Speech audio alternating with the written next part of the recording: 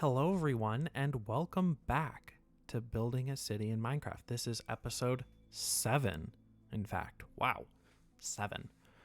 I say 7 like it's a crazy high number. 7 is not a very big number. It has not been very hard to get to 7. That means roughly 7 weeks, a little bit closer to 6, because the first episode, or the second episode, came out only 5 days after the first one, but it's basically 7 weeks of doing this now, and here's to at least 7 more, hopefully more than that. I'm going to keep this beginning kind of short. I say that almost every episode, I feel. I should just announce now that probably every episode is going to have a short intro. But this episode has a particularly good reason, because there's going to be a longer non-time-lapse section at the end. So there's actually not going to be as much time-lapse this episode, so hopefully you're not a huge fan of time-lapse, because there's not going to be much of it. Most of it is actually going to be working through building a plaza together. You might be saying, well, what does that have to do with the title of this episode? You'll find out then, right? But the theme of this episode is placemaking. It won't really come into fruition through the time lapse, which is why there's not much of it. It is mainly through the building together segment at the end. So please do watch until that section, because it will be awesome, I'm sure. It will be amazing. You'll love it, hopefully. So I'll see you then.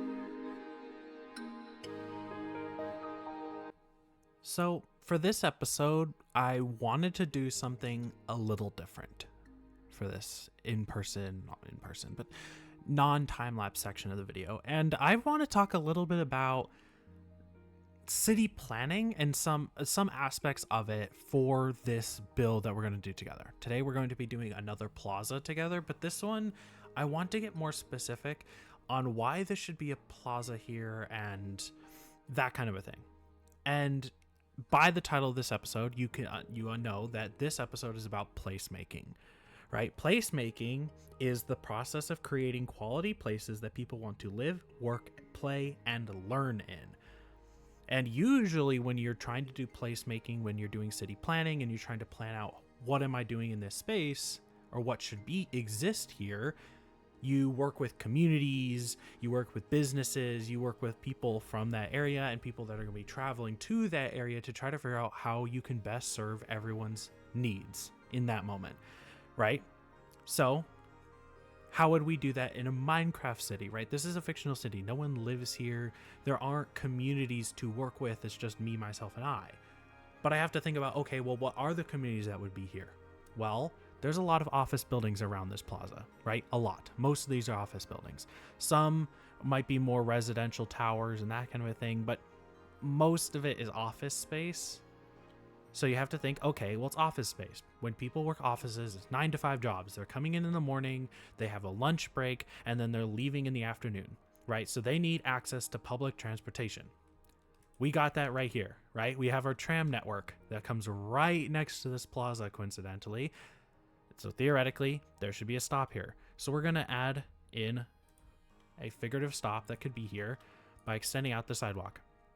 Right now, there's not going to be trees in the way. I know not to put trees there so people can get onto a tram from this spot.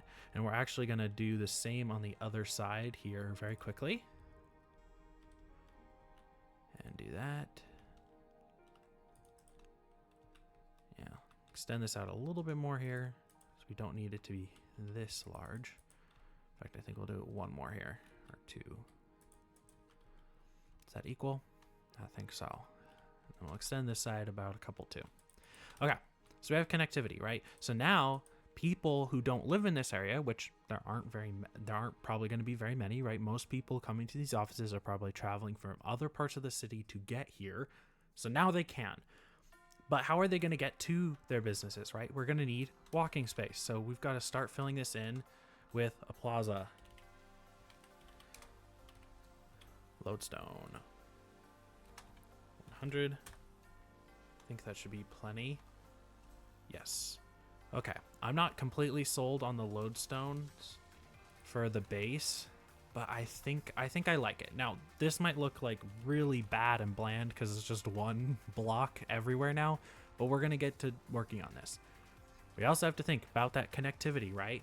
These office workers are needing to move from one place to the other, so we don't want to crowd this with a lot of stuff in this plaza, right? Because ideally, people from all of these businesses and office spaces in these buildings need to be able to walk to this stop, which is here. So we need a very clear path horizontally here in order to walk from one side to the other. This area over here is a little bit further out of the way, so we can add more amenities in this space. What amenities, you might ask? Well, I actually have one over here, a little hot dog stand. Why?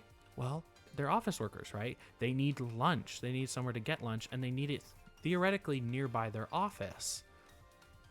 So this is going to solve the issue. We're going to add a couple of these in this space.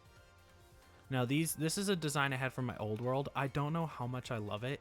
It may change, but at least for now, we can add these in and say, you know, in the future, maybe we'll come back and redo these little stands. But what I really want is just some hot dog stands here that we can have for our office workers that are going to be in this space. There you go. Okay. But now that they have their lunch, they need a place to sit. Now, the people in this building have a cafeteria up here. They have places to sit, so we don't really have to worry about them. But you know, we have all these other buildings here, right? They need places to sit when they have their lunch. Not to mention that this building here, in my mind, was the old city hall and now is mainly just an office building, but with some public space at the bottom, maybe like a small museum for the building and like the nearby area, because this was the old town hall. So you're not going to have a ton of like families here, right? Because this isn't like a big museum. The park is nearby, but families are, if you have a family, you're not going to be taking them to this spot. You're going to be taking them to the park. So we don't have to worry about kids or anything, or not a ton of kids or anything like that. But we do have to worry about maybe some young adults who might be traveling here to get a bite to eat, or are, touring the city, tourists who aren't actually working here. They also need a place to sit and to spend some time outside of these places. So for that, we're going to get tried and true design here. And we're going to start setting up some places to sit. But again, we want to remember, we don't want to crowd this plaza too much because people are walking here, right? They're walking through this plaza. This is not just a plaza that you look at or is a nice place to spend time in, but this is also a place that there are a lot of workers who are going to be in this space who need to actually utilize it for what they, for their business, who need to walk through here, which is an important thing to think about when you're designing these spaces. And I would recommend that if you are building a city yourself, think about placemaking, right? Think about the people who live in your city and how are the amenities that you're providing working for them? Are they working for them? Or is it a little bit, too cluttered in some spaces? Are you providing the things that they're actually going to need in their day-to-day lives? If you want to create a city that is realistic and makes sense, you have to be thinking of these things.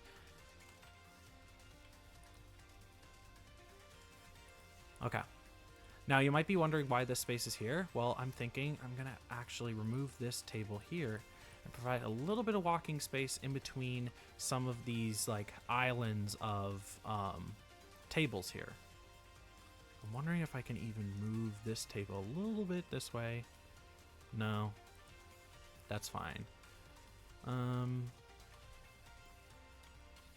think I'm going to move this table a little bit over here.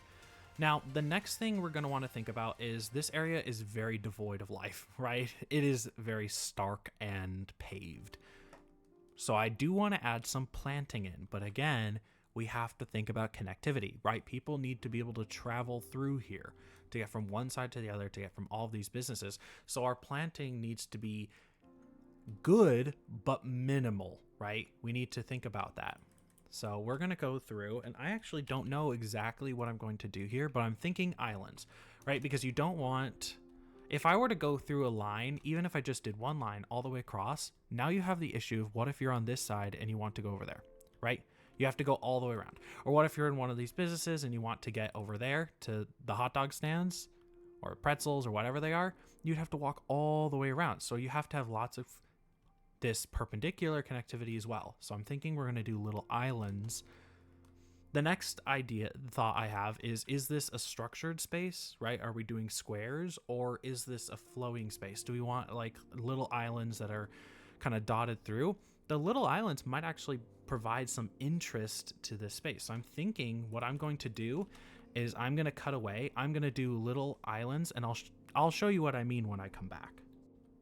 Okay, coming back in now, I added some more seating and moved some seating around to provide some more walkways in between them. And you can kind of see what I meant by doing these little islands, right? So it's not a structured, like manicured plaza. This is more of a fun, probably more modern plaza, like maybe done in like the last 10, 20 years even.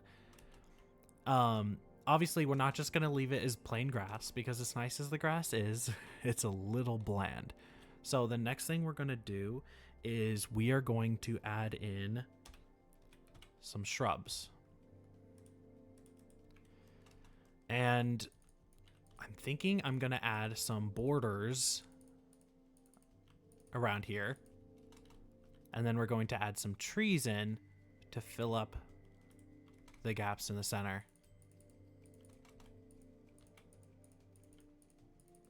So let me come back after I do this. Okay, coming back now as I'm starting to add the trees, I want to point out that I made these 2 new trees for this episode, and I'm going to be using them in the plaza, not just because I made them this episode, but for a couple distinct reasons. Firstly, they provide a lot of shade, right? Because the shape of these trees, I purposely wanted more like shade trees. can place the first one here, and you can see, like, in real life, this would be really nice to have in the middle of the summer, you know? Secondly, because there's not a lot of leaves at the bottom, which allows for more view at eye level, at a person's eye level, which is important, right? One of the best city planners of all time, if not the best city planner of all time, Jane Jacobs, says explicitly that one of the best ways to make people feel safe and to lower the crime rate is to make things more visible, right? Eyes on the street, right? Having more people around and having a space be more visible makes people less likely to commit crimes because they think they're going to be caught. I mean, think about it for yourself, right? Would you rather go down an alley that had a bunch of cute Italian restaurants, and let's say it's late at night, right? But there's a cute Italian restaurants and bars, and a ton of people are there, and they're all eating and having fun, laughing. There's lights stringing across the alleyway. It's like Lady and the Tramp, but like more populous. Or you can go down an alley that is pitch black. There's a bunch of obstacles. You can't see fully down the alleyway. You can't really tell what's in there. Like, you're not going to choose that. You're going to choose the cute Italian alley, because there's more people, there's more visibility. It feels safer. It's unobstructed, right? Your view is better. So you automatically, we feel safer in these spaces. And because this is, in a sense, a very wide alley, with that placemaking, a part of good placemaking is making sure that people feel safe in these spaces. People aren't going to want to spend time in a place that feels creepy or dangerous. We want to be able to see where we're going or where we're headed, and to be able to know what's going on, right? We just want that visibility. It makes us feel safer, and it actually is safer, right? There's data to show that crimes are committed less in areas where there is more visibility and where there's people there more times of the day. So you really want to think about that when you're designing spaces like this. You want to think about, okay, how could people feel safe, right? Cities are a lot of the times going to have a bunch of creepy alleyways. Not everywhere in your city, if you're building a realistic one, is going to be planned perfectly. But if you want people to live there at all, there has to be some reason that people would want to live in this area, not just work, right? There has to be some kind of amenities that people are going to be able to appreciate. Okay. And I just wanted to say that because that is an important thing to think about. Again, when you're placemaking, safety, all of these things, they're important to people, and they should be important to you, because when you're designing a city in Minecraft, you are acting as a city planner.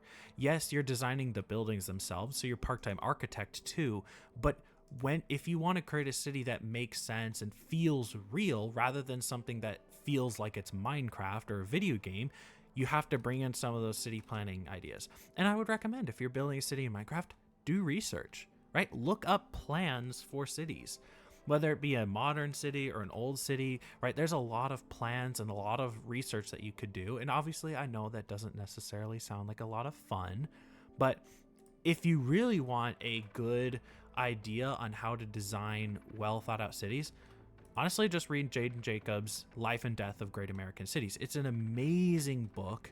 I recommend anyone to read it, honestly, because it is a criticism of America in the 60s that still applies today, because we never solved the issues that she talks about in a lot of places. But it's also just important, if you want to be able to design a city that's realistic, but also idealistic, right? Because maybe you want to design a city that has a lot of issues, right? My city is kind of like that here. Newport, this city that we're in, it has its issues, right? It's going to have lots of highways. I mean, the north side of the island is highway, right? It's totally filled in. Like, if we quickly move this way here, right? This waterfront is totally covered by this highway. This is awful design. Frankly, it's terrible design. But I do it because that's how New York does it. Because a lot of cities do it like that. I mean, that's how Seattle did it. And that's how Boston was a little further inland. But the point is, highways are a reality of America. As bad as they are and have been for our cities, and you can actually see this, how much they destroy and take out and how much space they take up. But it is a reality, but you don't have to design a city like that, right? You are designing your own city here in Minecraft. It doesn't have to be one way or the other.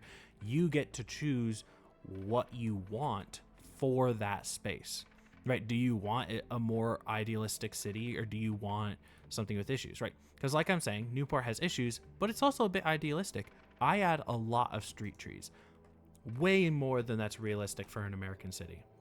I mean, if you look at New York in Google Maps, trust me, please do, it's awful. Some of those streets where even some famous buildings are, like, Empire State Building, they're kind of nasty places. The sidewalks sometimes feel very narrow. There are no trees. There's a lot of trash. I mean, it is not a very clean city. It has its issues, but a lot of people do live there because there's a lot of other things that draw people there.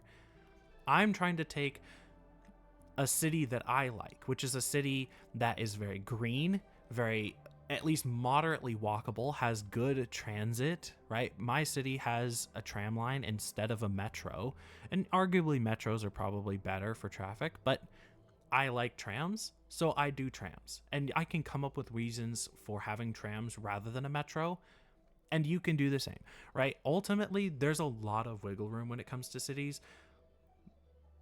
The one thing that you really can't wiggle with is that if you want to create a realistic city, there's it's push and shove, right? For everything that you give yourself in terms of making it a completely idealistic and perfect city, you have to be able to take away, right? So I have highways, and I'm gonna have a lot of roads, and there's a lot of roads in my city, a lot of roads.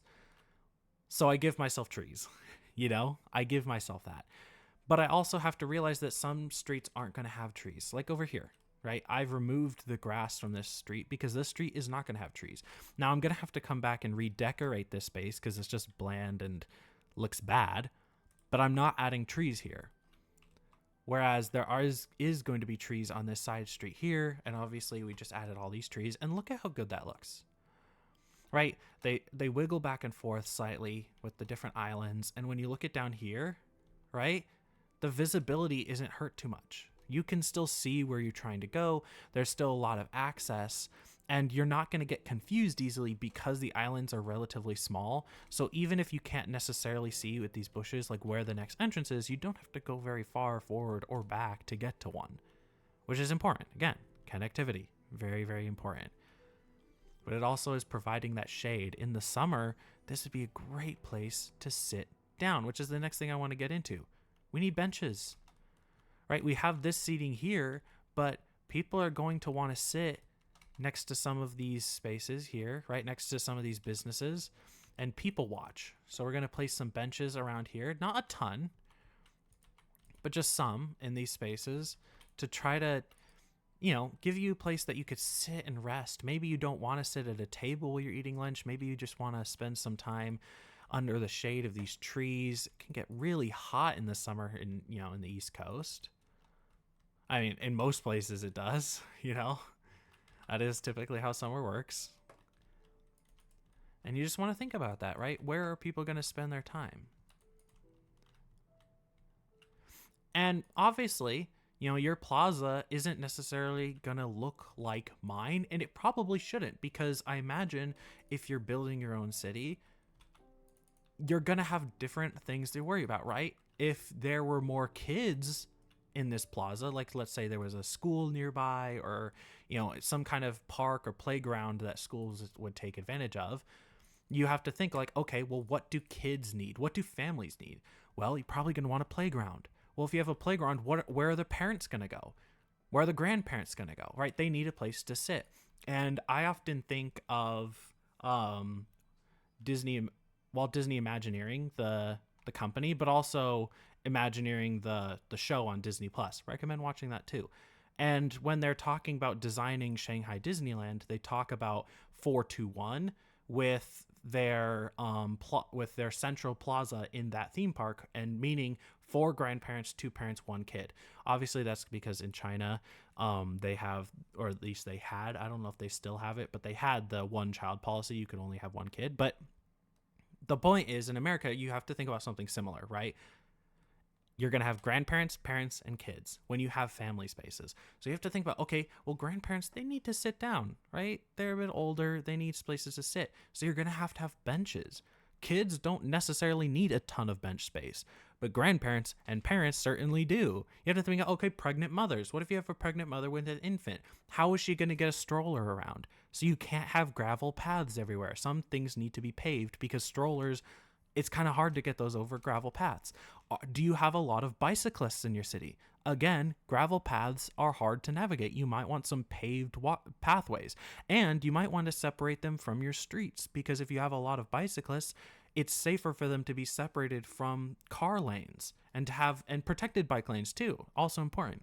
You also have to think about, right, that perception of safety. If people don't feel safe biking somewhere, they're less likely to bike there, making that infrastructure useless, right? So if you are going to add bike lanes, make them separate. For Pete's sakes, make them separate, right? So many cities will just put a paint line down that doesn't do anything. People drive over that all the time. I live in a small city where there are bike lanes, but most people wouldn't know it because they're so faded from people driving on them, and no one bikes there because they feel unsafe. Most people bicycle on the sidewalk, even though there's a bike lane next to them, because the bike lane is so dangerous. And you have to ask yourself, well, why is there a bike lane in the first place then? Right? It's useless infrastructure. It's taxpayer dollars going to repaint that line every few years and to keep up that asphalt, even though no one is going to use it because it's bad infrastructure. If you're going to add in bike lanes into your city, do it right, right? And that's a part of going back to the research thing. Look up good bike lane infrastructure. There are so many videos on YouTube on city planning, more than you might ever think. Do some research when you're doing your city. Personally, I find this stuff interesting, so it's never bothered me to have to do that. And if it does bother you, try to find something about it that makes it interesting. Or don't, it's your life. It's your city. You can do whatever you want. I would just advise that if you want a realistic looking product, if you want, to look back in your city and be like, wow, I could actually imagine this existing and me living here, then you have to take into account that there are certain things in real life that you may not enjoy doing that are actually very important when it comes to designing a city. And with that very long rant, I think we're done with this plaza, right? We started off, this was completely empty. Sorry, that's my dog. This plaza was completely empty. And through not too long at all, we filled it in. And it just goes to show, right? Take a little bit of time to do stuff like this, and you can really complement these spaces. I mean, if I look from above, look at that. The trees, like this is a very lovely space now. And to cap it off, we're going to take it into shaders and take a good look. Look at that. Right, so we have all this shade now. Again, this is going to be amazing in the summer. And now you have this very lovely space. Our office workers can come out to get a bite to eat, and people traveling to the old town hall can sit and relax. Even just people from these neighboring buildings across the street. Obviously, we don't have any traffic lights here yet because I haven't gotten to that. But once I do, you'll be able to cross the street safely, get across. And my goodness, my dog is all over the place right now. I'm so sorry. That's what you get for having hardwood floors and a small dog. You're going to have people from these neighboring buildings even coming in and be able to spend time, sit down and relax, tourists the like. And this is, of course, very near our park down here. And in fact, I do think I want to show you because we did do it in this episode, right? Just a few buildings here. And obviously there's some stuff that I did off camera, filling in with more buildings that I had available that I just needed to put somewhere. I love this area here. You might have seen the post that I made about this. but I really wanted to work and practice on getting my trees closer together to create a more full forest. You can kind of see that here. It's not perfect, but it's a start because I want this kind of tree density when we get to the park. So I wanted to practice here in this smaller space, and I think it came out really well. That building needs windows on the back. That's kind of funny. Or I guess on its side back thing. I don't know how to describe that. But yeah, that will do it for this episode. I hope you enjoyed it. Please do like if you liked it. And if you want to, think about subscribing so that you can get hopefully notified by YouTube about when a next video comes out and you can watch more. With that, I hope you have another great week. Bye-bye.